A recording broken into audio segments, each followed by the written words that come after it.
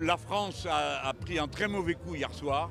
Le choix de participer à une opération gesticulatoire extrêmement dangereuse dans le contexte nous isole des partenaires européens avec lesquels rien n'a été convenu, de l'ONU qui non seulement n'a rien décidé sur la question, mais au contraire a alerté en disant attention à ce que vous allez faire, des organisations internationales du monde arabe et africain qui n'ont ni été concertées ni consultées avant cette violence.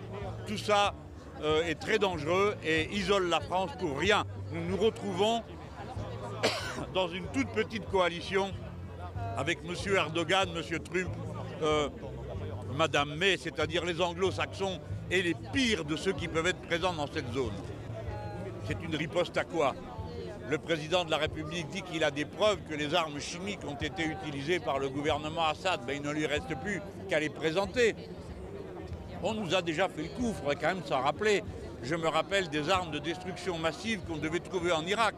Personne n'en a jamais trouvé.